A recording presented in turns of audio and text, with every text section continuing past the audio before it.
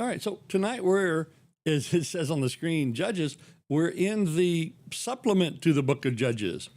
We're in the book of Ruth. It's contemporary with, it goes alongside with the Judges. It tells the story of the same people at the same time, but it tells us of some different people in the land of Israel, some people actually who were paying some attention to God. And so the book of Ruth is, I kind of consider it the third appendix to the book of Judges.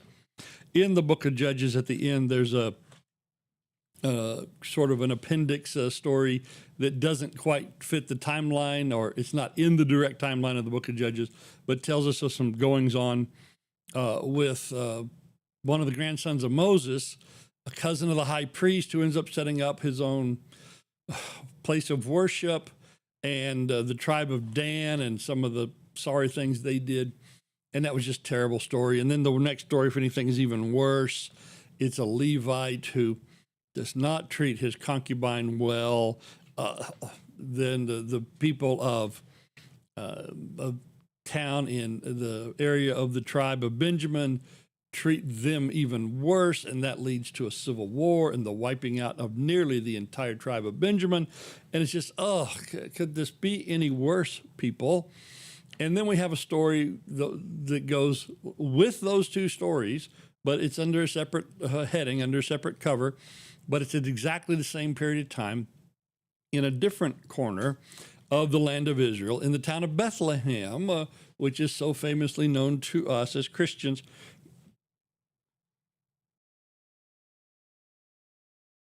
In the town of Bethlehem is a story that starts off just as bad as everything else in the book of Judges, but it gets and ends a whole lot better.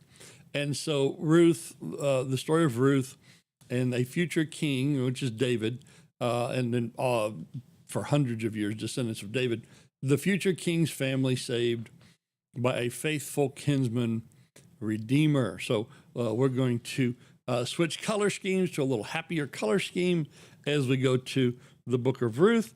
And we're going to start with the just not going well. But in the not going well, as opposed to the rest of the book of Judges, where we have, we already mentioned the mercenary priest and his idol worship.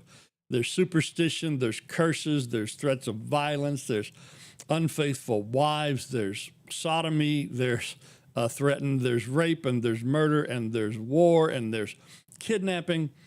In the book of Ruth, we're going to have people who are under no particular outside compulsion except for their own conscience and the goodness that they have been taught by God, who they do their duty.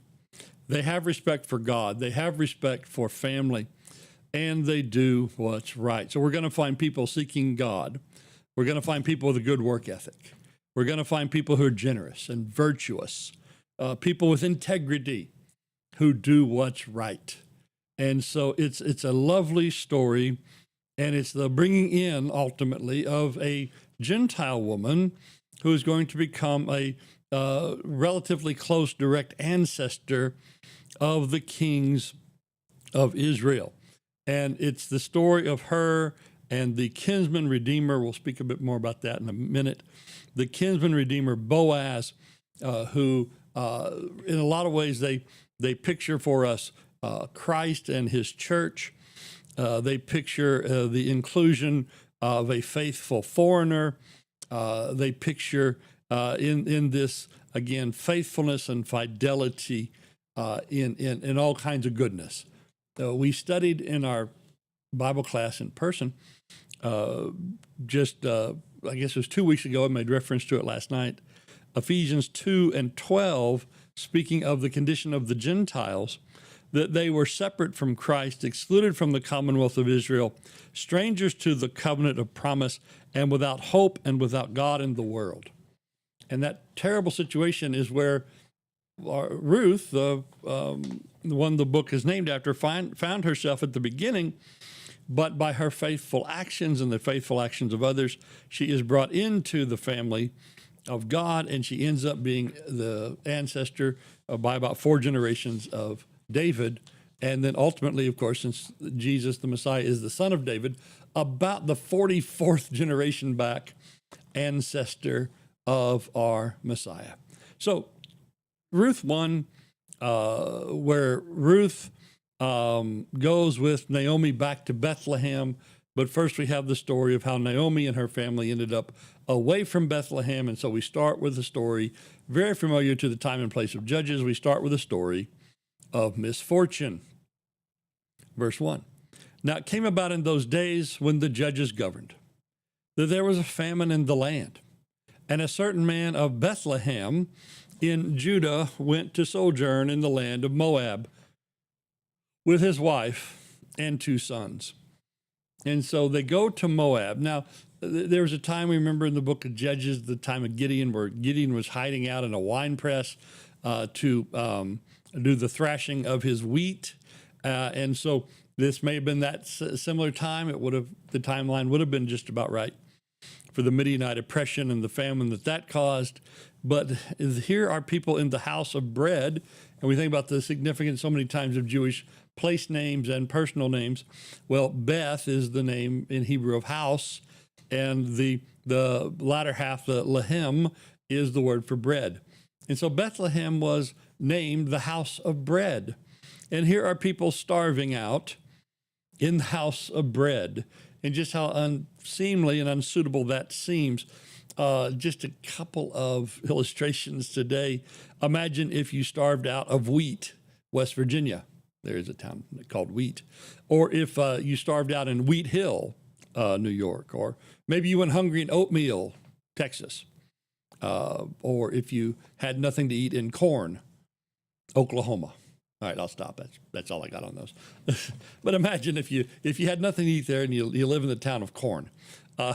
Or if you went broke down in suburban Dallas, which a lot of folks do, but you went broke in the town of Prosper. That's what's happening here. They are hungry in the town called House of Bread. And verse 2, and the name of the man was Elimelech, and the name of his wife Naomi, and the name of his 2 sons were Mahlon and Chalon, Ephraimites of Bethlehem in Judah.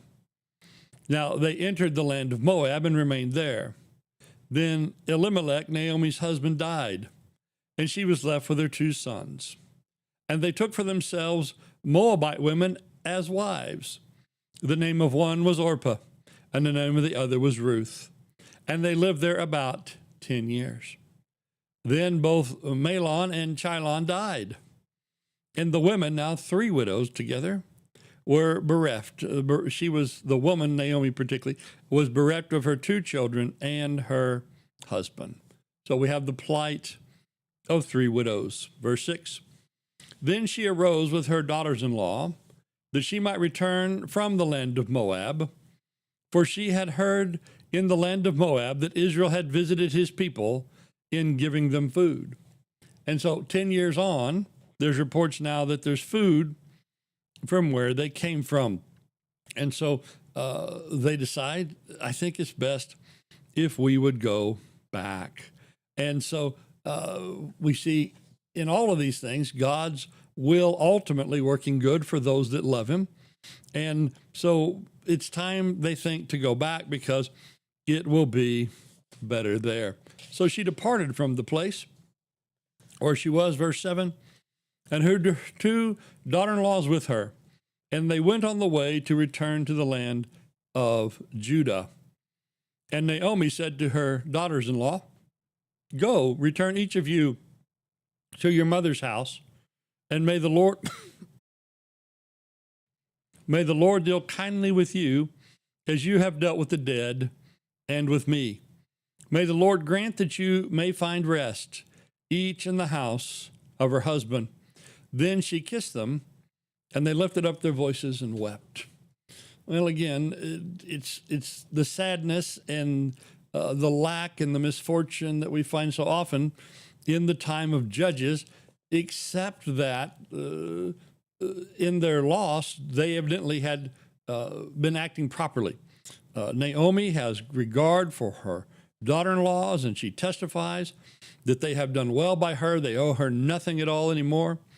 and they should go and make the best life they can among their own people, because there seems to be no prospect or hope for a life with her that will be any good. And they said to her, no, we will return with you to your people. And so this is the regard they have for her, that they would travel to an unknown land with her. She says, no, return, my daughters. So she calls her daughters-in-law her daughters. And isn't that something we see in a lot of families where relationships are good, right? That the in-laws are treated as if they're parents, and the in-laws are treated as if they're sons and daughters, right? It's not always, this is my daughter-in-law. Sometimes it's my daughter, is the way people commonly speak. And I have known families where there's people that meet them, generations of the family, and they don't realize that was an in-law, that was a married-in person to the family. They thought they were one of the relatives. Well, yes, certainly they are, but they thought they were one of the blood kin. And so she says, my daughters, why should you go with me? Have I yet sons in my womb that they may be your husbands? Return, my daughters. Go, for I am too old to have a husband.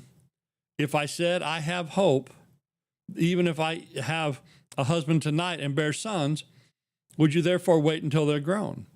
Would you therefore refrain from marrying? No, my daughters, it is harder for me than for you, for the hand of the Lord has gone forth against me. And so she said, I've not been blessed. God has been against me. We fell under God's displeasure, and I don't have a future. Sometimes people think about, oh, how old are the people here? And we think of Ruth, that maybe she was married, because the whole sojourn is 10 years. Maybe she was married for 5 years or 7 years to her husband. And if she got married as an older teenager, that puts her at 25, or it might put her a little bit older, might put her almost near to 30. Well, if the daughter-in-law is 30, how old is the mother-in-law? The mother-in-law is almost certainly in her 50s. All right. And so do you know people in their mid-50s that they think that life has passed them by? There is no future for them. There is no place for them, especially those who are bereft of family or never formed a family. And just the sad state here of Naomi, and thinking, I don't need to drag these girls down with me. They have a better chance at a good life with their own people, and after several years with me, returning to them. And so they lifted up their voices, verse 14, and they wept again. And Orpah kissed her mother-in-law, but Ruth clung to her. And so here we see the devotion of Ruth, which will be a marked part of her character and be an important part of the story from here on out, that Ruth clings to Naomi. Now, Orpah, I don't think we find any fault whatsoever. She's done exactly what her mother-in-law has said, and we think about the difficulty for her. Naomi laid out the prospects for her and Ruth and dismissed her, saying, you've completely satisfied everything to me, and go back to your family and go back to your people. And she does that. And again, I don't think we find fault with that. But we also note that she doesn't get the blessings that is going to come to Ruth. It would appear to me that if she had been as faithful to her mother-in-law, to Naomi, as Ruth was, I think provision would have been made for her as well. But again, I don't think we find fault with her here. But she doesn't get the blessings as Ruth does. So fidelity, one of the hallmarks in the story of Ruth is Ruth's fidelity, not just hers. There'll be several people for whom fidelity is a major characteristic of them, but certainly here first with Ruth. Verse 15, then she said, behold, your sister-in-law has gone back to her people and her gods. Return after your sister-in-law. So go back to the life you had, just like Orpah did. And Naomi pleads, but Ruth is determined to stay, and she makes this pledge. And sometimes you see this pledge at marriage exchanged among those who would be spouses.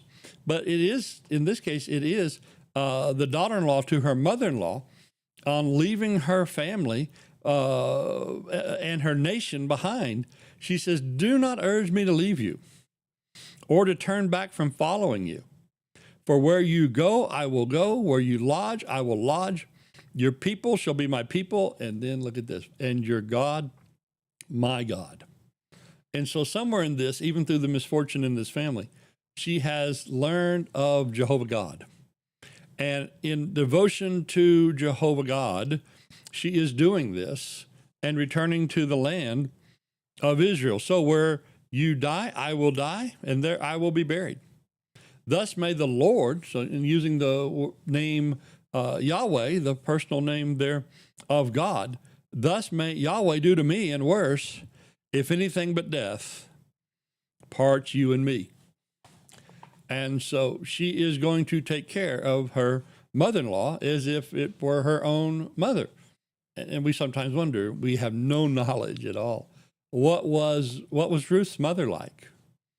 Did she cling so strongly to Naomi because she had a mother who was an unfaithful and disappointing person?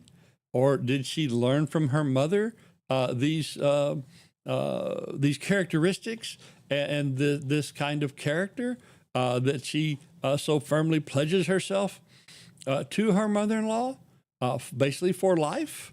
She basically promises completely to keep the commandment, honor father and mother, to her mother-in-law. And so we think about how many families where this is not the case. Some research on family problems showed that in-laws are one of the biggest problems that couples have. About 5% of people, according to the research that I found, about 5% of the people have problems with their brothers-in-law. And about 12% have trouble with their fathers-in-law. Well, those are not good. 1 in 20 and 1 in 10 or 1 in 8 or so. And with the sister-in-law, a little bit more, 13 or 14%. So again, 1 in 7, 1 in 8. But of relationship issues, nearly half of folks report problems with the mother-in-law. Well, no problems like that here.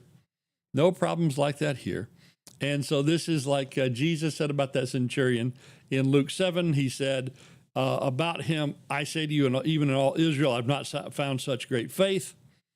And so here it is, Ruth in all Israel in time of Judges. Where do we find such a woman? And then we note, Ruth has been very clearly told to go home. Naomi insisted and gave some good argument as to why Ruth should listen to her and do otherwise than what she did. But now that Ruth has made the pledge, we never hear this come up again. Ruth did not take her mother-in-law's advice. She said, "Nope, I'm sticking with you through thick and thin, no matter what." And this is the last we've heard about it, because Naomi doesn't keep bringing it up. So even when people get taken, things on wisdom, contrary to the good, wise advice that I'm sure you have always given and that I always give, right? Because when I give advice to people, it's always the best and kindest and for their good. And then they don't follow it. So I told you so. Oh, no, I shouldn't. I told you so. Or, you know what, if you just would have, no, don't bring it up. If it's a matter of wisdom, it's a matter of judgment, people get to make their own minds up too. And even if it does affect you, in this case it did, but you no need to keep bringing it up once the decision has been made. And that's a problem for a lot of folks. They keep bringing stuff back up. No need. Well, they do go home, and it's not happy camping time when they go home. They left because it was miserable. And, just imagine they probably don't have a lot of resources for the journey. And they go in broken. They go in and come back home not victorious. Verse 19, "So they both went until they came to Bethlehem. And it came about when they had come to Bethlehem that all the city was stirred because of them. And the woman said, 'Is this Naomi?' Well, she's been gone for a decade, and it wasn't a good decade. I can't imagine that time has been kind to her appearance and her clothing and to all the rest. And is she back? Is that really her? And she said, "Don't call me Naomi." The word Naomi, as I say, Bible names often have meaning. The word Naomi means God is sweet. She says, "Don't call me Naomi, call me Mara, for the Almighty has dealt bitterly with me." And Mara means bitterness. So don't call me a sweet name. Call me a name of bitterness because of the affliction. I went out full. Well, that might tell us something of how bad they're in now. Because why'd they leave? There was no food. But she said, "I went out full." But at least she went out with her husband and her sons. She said, "But the Lord has brought me back empty. Why do you call me Naomi? Since the Lord has witnessed against me, and the Almighty has afflicted me."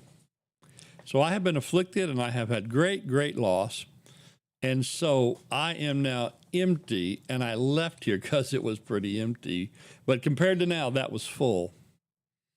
And so the Lord, she says, afflicted me here, and the Lord afflicted me there. One thing we don't find in the rest of this story is anybody actually calling her Mara. Right? She said, "Call me Mara," but what's her name from here out? It's Naomi. You know what? You don't have to participate in things like when people really want to heap coals upon their own head, or when people want to linger and suffer. It is not your responsibility to participate in that. Go ahead. Keep calling her sweetie. Does it actually say sweetie? At least it's sweet. So Naomi returned, and with her Ruth the Moabitess, her daughter-in-law, who returned from the land of Moab, and they came to Bethlehem at the beginning of the barley harvest. Well, if this was like the rest of the book of Judges, then on these two poor women, some other evils would likely fall, right? They would be harmed or abused, or they would live in squalor. Right? We think about all the moral turpitude. I can't think of a better word right now, but the immoral conduct we've seen through the book of Judges, and now that might fall upon these two. But instead, we're going to have the appearance of hope. It's the barley harvest, which is the first hopeful thing that is said. And we're going to have in the next section, in chapters 2 and 3, a Hebrew word, Gael, that shows up repeatedly, something like a bit over 20 times. And this word means a kinsman or near relative, but it also has the idea of a redeemer or one who redeems. So it's somebody who's connected to you, who does right by you, who sets things right for you, who in a few passages in the Old Testament, this word is given as avenger. And so if somebody harmed you, this would be the person who would go out and set it right. And we think, again, they did not have these modern law systems and policemen and all of that. So the avenger, and even at times an avenger of blood in the Old Testament, would go out. But it'd be somebody connected to you, somebody who had your interest at heart, as a relative, as a person of blood connection to you. Well, this Gael, this redeemer, is going to show up. And in chapter 2 and verse 20, it will be pointed out about Boaz. Naomi will say, he is our relative. He's one of our closest relatives. And Ruth will also say to him in chapter 3, as we begin, Lord willing, next time, I am your close relative. And so here is this one who will meet the matters of the law, who will be the righter of wrongs, and he's going to responsibly and faithfully and kindly do it. So there's hope here in Bethlehem for these two widows, one young and one old. And we think about through the rest of the book of Judges, where would you just drop your pen and mark a verse and say, that's the place where the widows had hope? Well, it's in that time, but it's in the book of Ruth. Verse 1, now Naomi had a kinsman of her husband, a man of great wealth, of the family of Elimelech, whose name was Boaz. And Ruth the Moabitess said to Naomi, please let me go into the field and glean among the ears of grain after one in whose sight I find favor. And she says, go, my daughter. Well, the favor she's hoping for here is a pretty small one, just the right to do what the law says that one should do, that the landowners should leave some of the harvest in the field. When you reap, Leviticus 19:9, when you reap the harvest of your land, you should not reap to the very corners of the field. Neither shall you gather the gleanings of your harvest, nor will you glean your vineyard, nor will you gather the fallen fruit of your vineyard. You shall leave it for them that are needy and for the stranger. I am the Lord your God. It's repeated again, also Deuteronomy 24, the same basic thing. And so it was for the needy and for the stranger. Ruth actually kind of qualifies under both of these. This was, as it were, a social welfare program, to use a modern language. It was a thing for the poor of society, that they could have a place to get food. So the regular harvest went to the landowner, right? Send the folks through. Now they all worked by hand, and they worked to get the bulk of the crop in as fast as they could. They didn't strip it bare like modern combines. That just was physically impossible, and it wasn't practical. And so there was some left, and then at the corners there was left, or in the vineyards, or excuse me, in the orchards and the vineyards, if it fell. So they couldn't, again, they couldn't go before the harvesters and go, strip the fields. But there was provision that they could go and get some food. And she hopes to find favor. And notice how she hopes to find favor in a man that simply does what God's law says. And sometimes people who are down on their luck and people who have been harmed and oppressed and abused, what they need as a favor is just people to do the right thing, do the thing that's right anyway. And so many times, and this is why they've been victims of oppression and they've been harmed, is that people took advantage. They didn't do the thing that was right that they just should have done. So she hears that a relative has a field, so maybe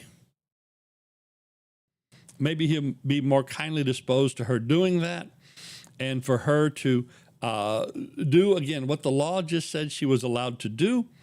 And so she goes and does it on faith that it will work out.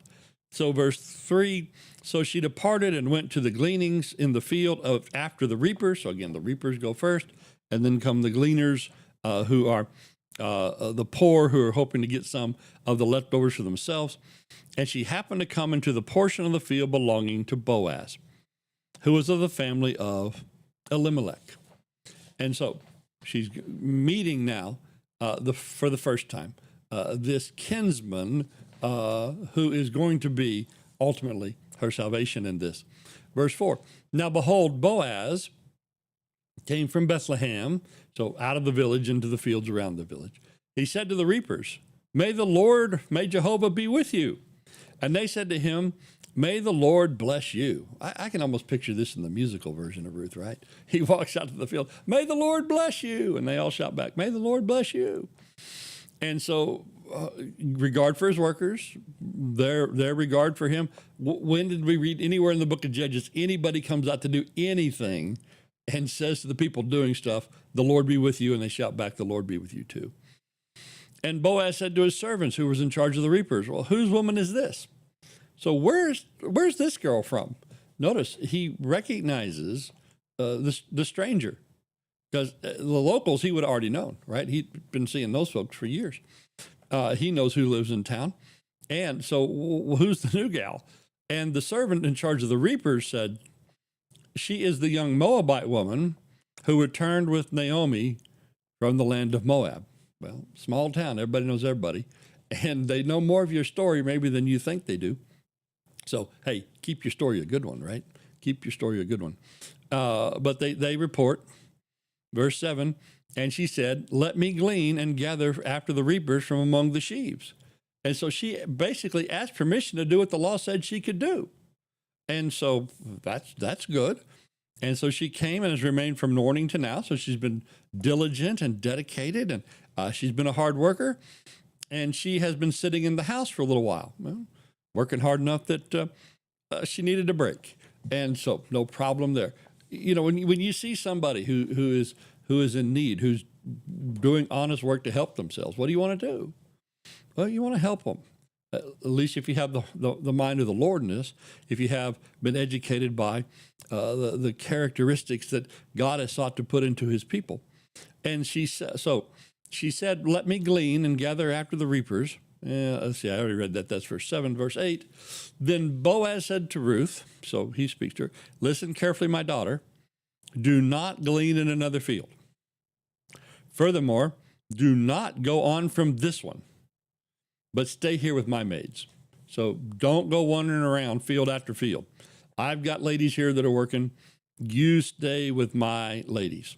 Let your eyes be on the field which they reap, and go after them.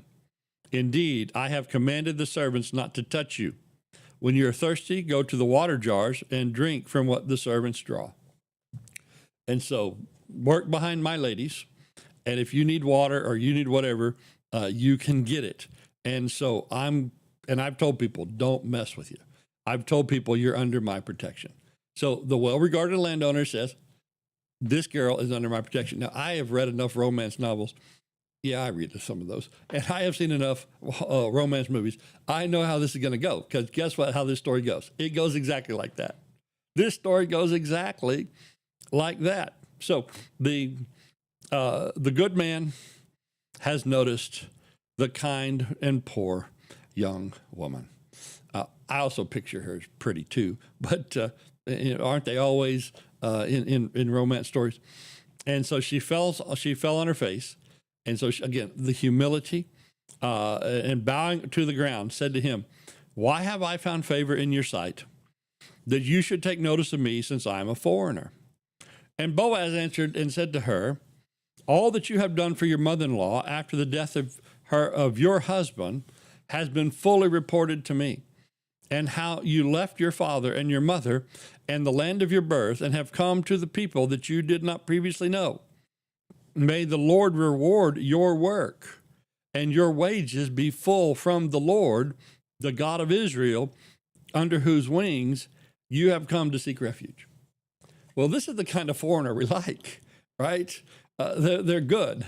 They're hardworking. They're family oriented. The story of her and to her taking care of her family, it's well known.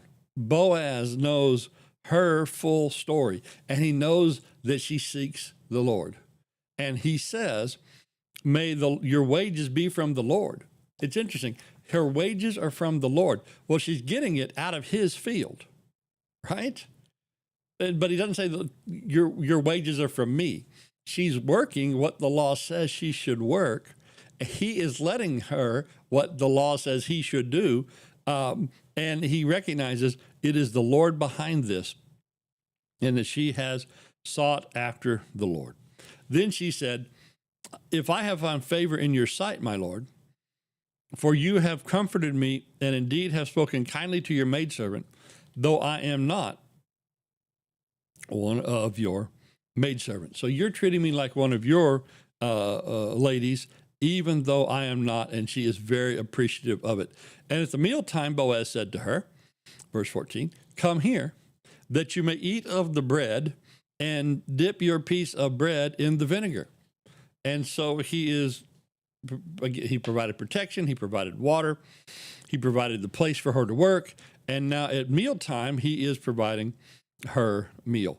So she sat beside the reapers, and he served her roasted grain, and she ate and was satisfied and had some left. Well, so dinner was enough that there were leftovers even from the dinner. But also, she has probably had a very good day's gleaning because she's been able to glean more than she otherwise would. She hasn't had to spend time going from place to place. She hasn't had to get provision for her own water. She's been able to rest peaceably nearby where she's working, and she's been able to have a good and productive day. And verse 15 continues, when she rose to glean, Boaz commanded his servants, let her glean even among the sheaves, and do not insult her. And so she's able to glean by his permission in his field. It's by his permission because it's his field. She's able to glean in a place you normally don't glean. She's getting first pickings. She's not getting leftovers at some point here. And he says, don't insult her. Don't run her off. Don't trouble her. Don't give her any grief whatsoever.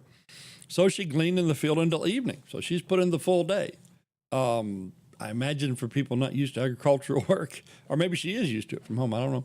But she's put in the long, full day, and that is, especially in ancient times, everything's hand done. That would have been a long, full day. All right, so verse 16, and you shall purposely pull out some grain from the bundles and leave it so she may glean, and do not rebuke her. So make sure, I think I skipped that verse at first, but make sure she has plenty. And so she gleaned in the field till evening. She beat out what she had gleaned, and it was about an ephah of barley. All right, so it's in the barley fields, because it was barley harvest. An ephah. Modern measurements, best we can get it, it's about 20 to 25 pounds. This is of grain. She's got a 25 pound bag of grain to take home after one day. I don't think that's normal gleaning, right? But this is not normal circumstance. She was able to glean, even beyond gleaning. She just had to pick some of it up they left for her. And so she has been provided for as much as could be. And her mother-in-law said to her, where did you glean today, and where did you work? Maybe he took notice, who took notice of you, be blessed. So may he be blessed who did this. And she told her mother-in-law with whom she had worked, and said, the man whom I worked with today is Boaz.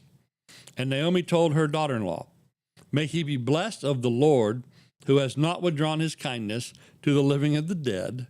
And again, Naomi said to her, this man is our relative. He's one of our close relatives. So she's reminded again, this is a close relative, and he knows you, and now you know him. And Ruth said, the Moabitess said, furthermore, he said to me, you shall stay close to my servants until they have finished all my harvest. So come back and keep coming back. As long as we're working, come out here and work too. And Naomi said to Ruth, her daughter-in-law, it is good, my daughter, that you go out to with his maids, lest others fall upon you in the field. Again, it is the time of the book of Judges, right? This story's been so nice and so sweet that maybe for a moment we forgot that. But what happens sometimes with nice, sweet young ladies, and they forget where they're at, or they forget the dangers in the land. So stay with his ladies. So she stayed close by the maids of Boaz, verse 23 to end, in order to glean until the end of the barley harvest and the wheat harvest. So she's on for 2 harvests. And she lived with her mother-in-law. All right. Well, that's going well. Isn't it nice to be in the time of the book of Judges that something is going well, and it gets better? And so next time, chapters 3 and chapter 4, the calling on the kinsman redeemer to take it even to the next step, which he fully and faithfully does, and then the blessings of God all around. So the story of Ruth, it's so nice to have something pleasant after what we studied in the book of Judges. But isn't it a pleasant life when number of people working in this toward the same end, toward the things that God has said to do, with the attitude that God has said to have toward others, when they can get together and work together? Isn't it lovely? And so it is. And Lord willing, we'll conclude that next week.